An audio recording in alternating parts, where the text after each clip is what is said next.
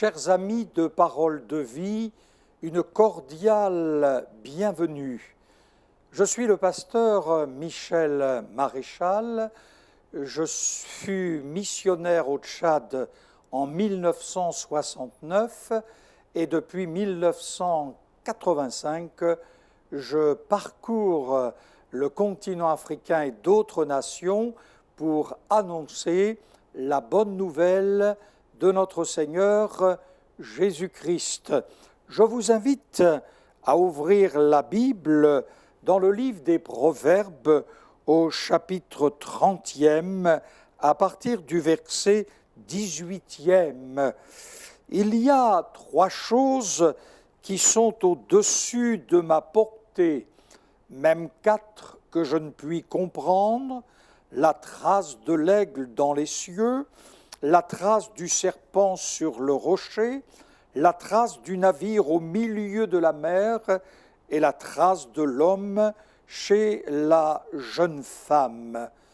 Ce que je voudrais retenir et partager avec vous, ce que je ne puis comprendre, c'est la trace du serpent sur le rocher.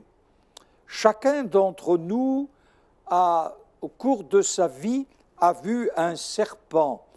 Et lorsqu'il passe sur le rocher, il laisse aucune trace visible.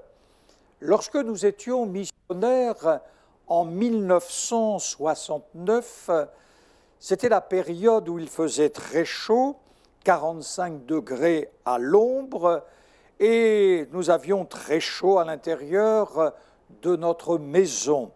Alors avec mon épouse, nous avons décidé de dormir à l'extérieur de notre maison. Et un matin, le serviteur de la mission nous informa qu'un serpent était passé près de notre lit. Ma question fut celle-ci: comment le sais-tu? Et sa réponse fut: il a laissé sa trace sur le sable. C'était donc facile et nous avons remercié Dieu de nous avoir protégés. Ce que je ne puis comprendre, c'est la trace sur le cœur humain. Près de notre maison, un orphelinat se trouvait.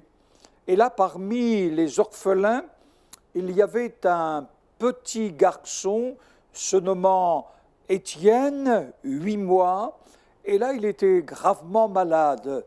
Devant partir dans d'autres villages, j'ai donc demandé à mon épouse de se rendre à l'orphelinat pour chercher le petit afin que je le voie et que je prie et qu'il dorme dans notre demeure.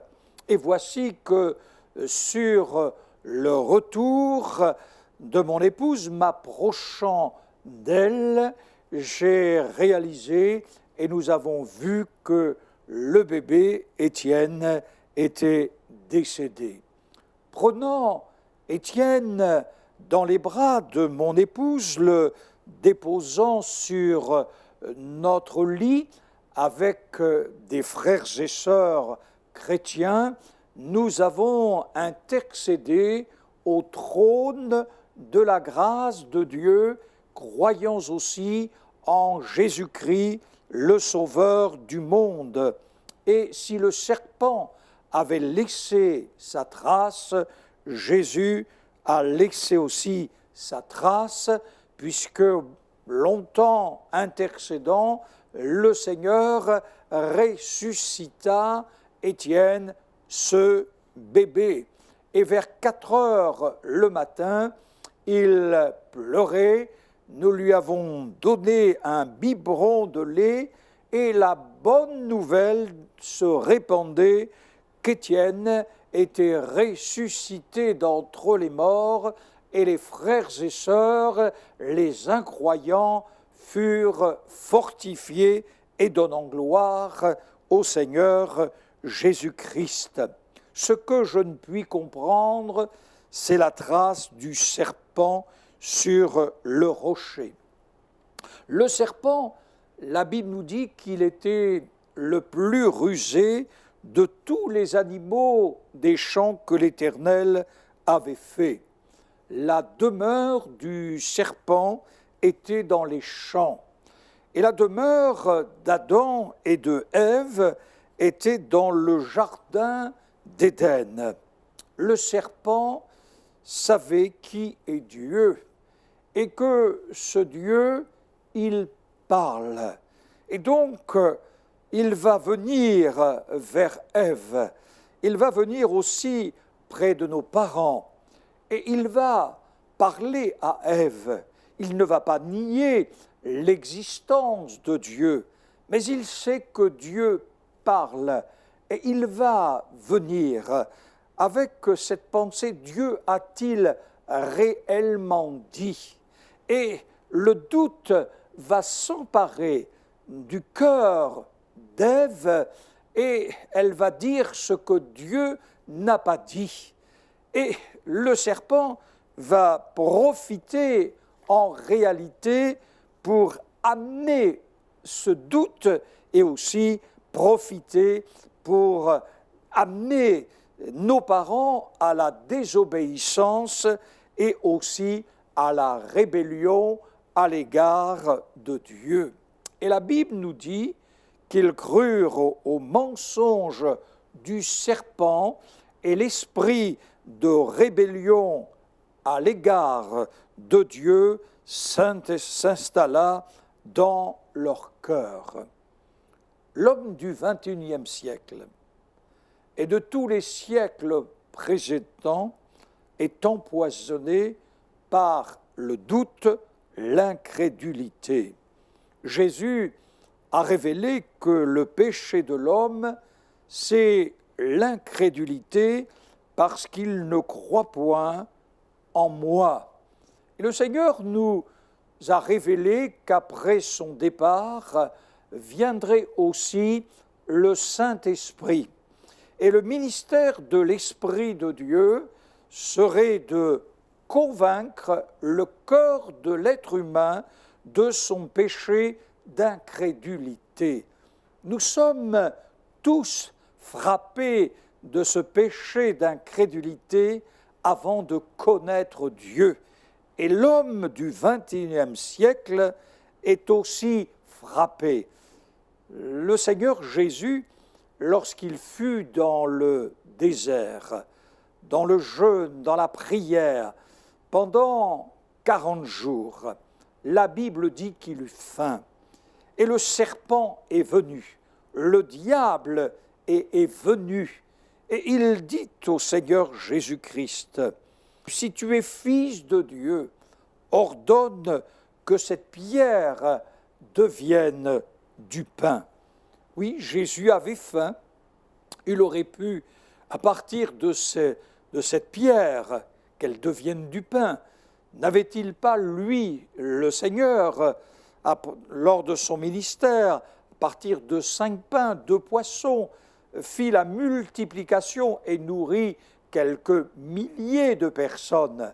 Mais si tu es fils de Dieu, Jésus n'avait pas approuvé qu'il est le Fils de Dieu. Il est le Fils de Dieu. Et nous proclamons aujourd'hui encore qu'il est parfaitement Dieu et parfaitement homme, parce qu'il a été conçu par l'Esprit Saint dans le sein de Marie la Vierge. Et le Seigneur Jésus répondra que l'homme ne vivra pas de pain seulement, mais de toute parole qui sort de la bouche de Dieu. Ce que le diable voudrait nous faire croire, c'est que l'homme, pour vivre, n'a pas besoin de la parole de Dieu. Certes, une spiritualité, certes, une religion sans même être pratiquant, et puis aussi de ne pas vivre de cette parole de Dieu qui sort de la bouche de Dieu, nous réalisons notre vide intérieurement. Nous réalisons que nous ne pouvons pas vivre de pain seulement, mais de toute parole qui sort de la bouche de Dieu. Et le Seigneur Jésus-Christ fit face à Satan avec la parole de Dieu. Lui qui est la vérité, il se soumet à la parole de Dieu en citant « il est écrit ». Et face à nos doutes, si nous ne voulons point nous laisser empoisonner à l'intérieur de notre cœur, nous avons besoin de lire la parole de Dieu. La Bible, toute écriture est inspirée de Dieu et utile pour nous enseigner, pour nous convaincre, pour nous mettre au service de Dieu. Voilà pourquoi nous avons besoin de lire la parole de Dieu chaque jour. Nous avons besoin de nous nourrir de cette parole de Dieu. Nous avons besoin de prier notre Dieu au nom du Seigneur Jésus-Christ. Et l'homme du XXIe siècle se pose la même question. Jésus est-il le Fils de Dieu? Jésus est-il le Fils de l'homme? Jésus est-il seulement un prophète? Jésus est-il l'enfant illégitime d'un père inconnu? Toutes ces questions, nous avons la réponse. Nous avons la réponse à nos doutes, à nos inquiétudes, parce que la parole de Dieu vient, elle illumine notre cœur et l'Esprit de Dieu nous ouvre les yeux. Saul de Tarse, lors de sa conversion sur le chemin de Damas, voyant la gloire de Jésus et Jésus lui parlant, va ensuite lui dire ce qu'il va se passer à Damas, son ministère, et qu'il parlera et que l'homme sortira de l'aveuglement pour passer à la lumière et de la puissance de Satan, du serpent, à la puissance de Dieu. Jésus croyait à l'existence du diable et des anges déchus. C'est un fait incontestable, Jésus croyait. Mais la Bible nous révèle aussi que si le serpent a laissé sa trace sur le cœur des hommes et des femmes, Jésus aussi a laissé sa trace, sa bénédiction sur le cœur de l'homme, de l'être humain. La Bible dit que les gens se pressaient pour écouter, pour l'entendre, ce qu'ils avaient à dire, ce que Jésus disait. Les gens venaient aussi pour être guéris de leur maladie et pour être guéris ceux qui étaient tourmentés par des esprits impurs. La Bible dit aussi, la foule se pressait autour de Jésus pour entendre la parole de Dieu.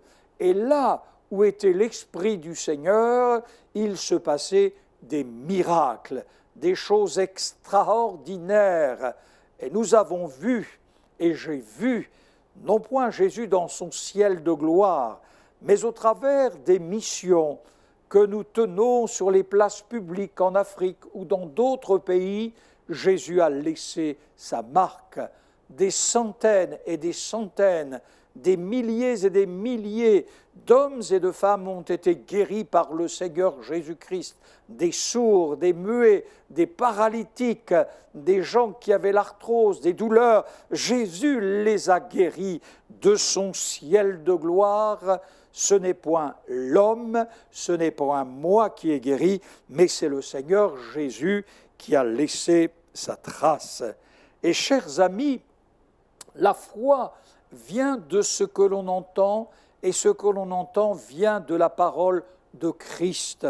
Et c'est au moyen de l'écoute de la parole de Dieu que la foi, elle vient. Je me souviens un jour d'une femme qui était paralysée. ou plutôt impotente. Elle regardait la télévision. C'était une mission évangélique et j'avais été invité parce que plusieurs personnes avaient été guéries en Europe. Et cette femme, entendant les témoignages et aussi à quel moment j'allais revenir sur une place publique, cette femme, elle dit « Je viendrai ». Je viendrai. Elle a compris que là, quelque chose allait se passer dans son cœur. Et lorsque cette mission eut lieu, cette femme fut accompagnée par un couple. Elle est entrée sous le chapiteau avec son fauteuil roulant.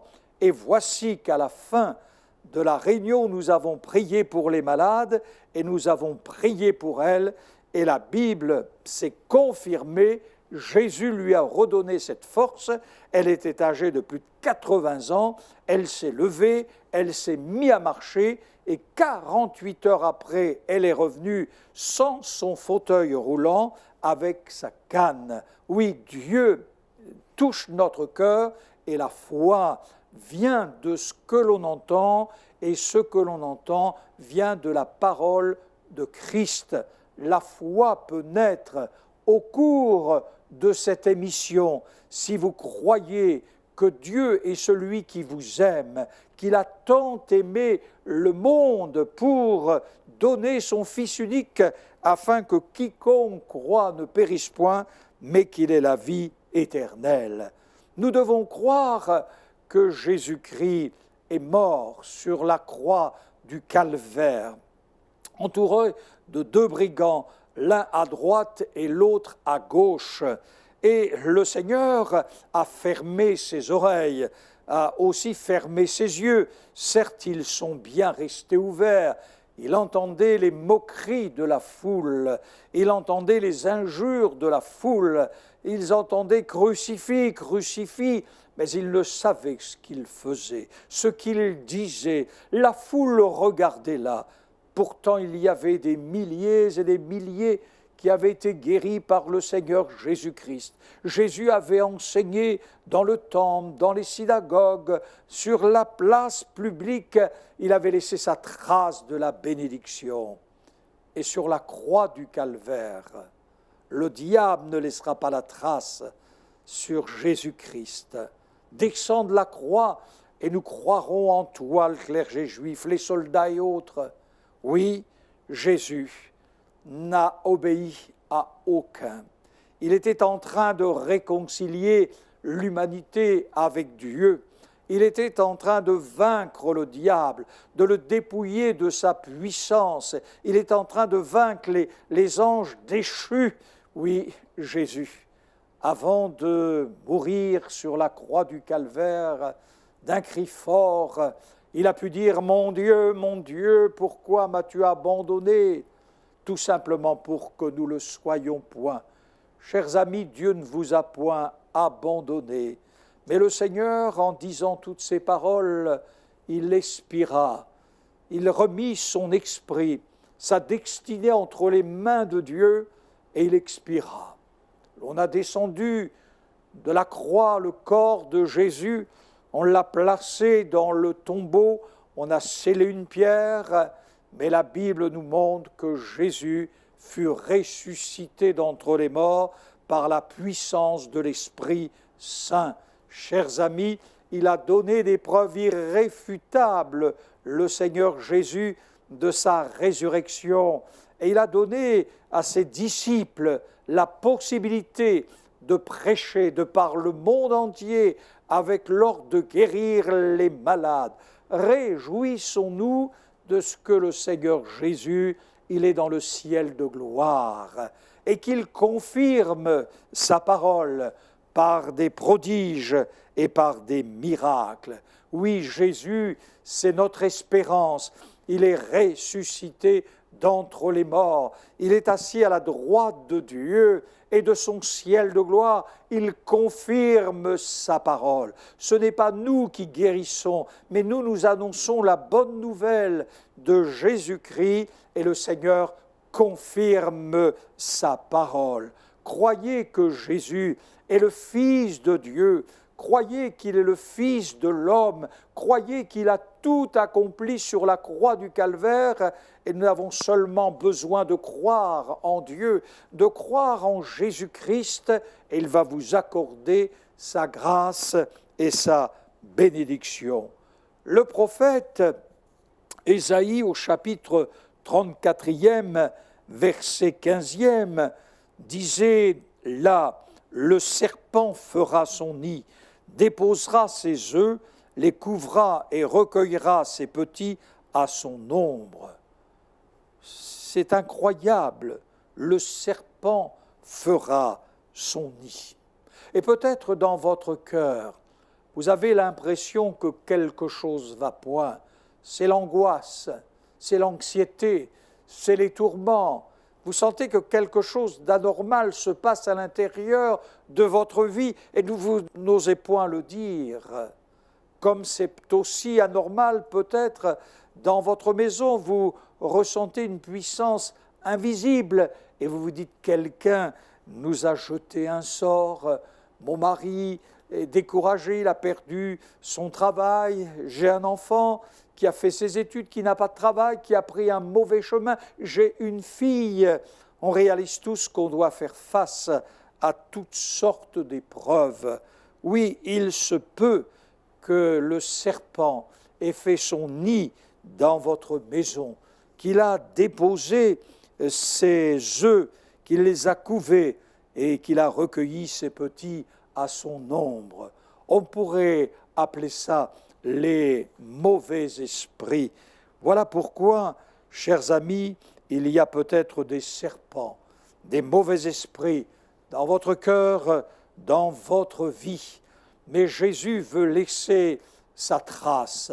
Je me souviens un jour, il y avait 2 jeunes parmi l'auditoire, 2 frères dans la chair, et je prêchais sur la mort de Jésus et sa résurrection. Et ce jeune homme d'environ 20 ans est venu pleurant à sanglots, et je lui ai demandé ce qu'il voulait. Il m'a dit « Pasteur, priez pour moi, je veux recevoir Jésus-Christ dans mon cœur, je veux qu'il me pardonne mes péchés. » Et nous avons prié pour lui. Quelque temps après, j'étais dans l'église où j'étais pasteur, et les 2 frères sont venus me saluer. Je leur ai demandé de donner leur témoignage. Et l'un dit dans son témoignage, « J'avais décidé de supprimer mon frère. Notre maman est chrétienne, nous allions à l'église, j'ai été élevé aussi dans l'école du dimanche. Et voici que la haine est entrée dans mon cœur et je voulais supprimer mon frère. Et j'avais décidé, lors d'une partie de chasse, de le tuer. Et ça aurait été un accident de chasse. La haine était dans mon cœur, mais ce soir-là, j'ai donné mon cœur à Jésus et mon cœur a été transformé. » Chers amis, vous pouvez lui donner votre cœur.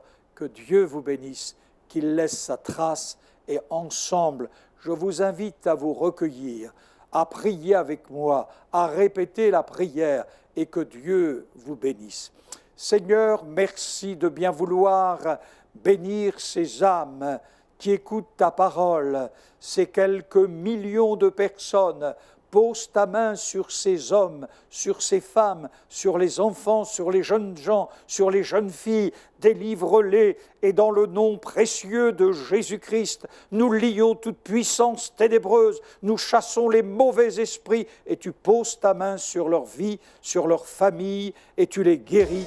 Amen. Amen.